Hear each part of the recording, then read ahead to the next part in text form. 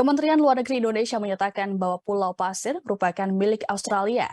Sebagai informasi, Pulau Pasir belakangan tengah menjadi perdebatan setelah Australia mengklaim kepemilikan pulau tersebut. Klaim Australia ini pun menimbulkan kecaman dari masyarakat adat Laut Timor.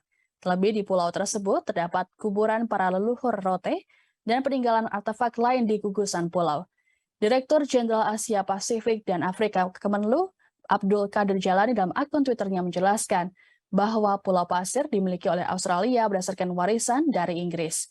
Untuk diketahui, Australia merupakan negara yang pernah diduduki oleh Inggris pada masa kolonial. Sementara itu, Pulau Pasir adalah kepemilikan Inggris berdasarkan Ashmore and Carter Acceptance Act pada 1933. Jalani juga menjelaskan bahwa berdasarkan hukum internasional, wilayah Negara Kesatuan Republik Indonesia atau NKRI hanya sebatas wilayah bekas Hindia Belanda. Ia juga mengatakan Pulau Pasir selama ini tidak pernah menjadi bagian dari Hindia Belanda. Sebelumnya, pemegang mandat hak ulayat masyarakat adat Laut Timor, Ferdi Tanoni, menyatakan akan menggugat Australia.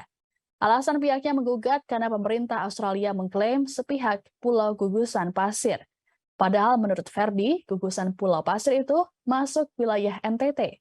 Ia bahkan menyebutkan klaim Australia atas Pulau Pasir yang berjarak sekitar 120 km dari Pulau Rote NTT itu memicu banyak reaksi dari masyarakat di Indonesia.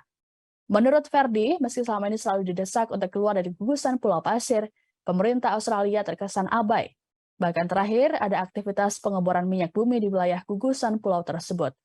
Ferdi berujar, bukti kepemilikan pulau itu berdasarkan kuburan-kuburan para leluhur.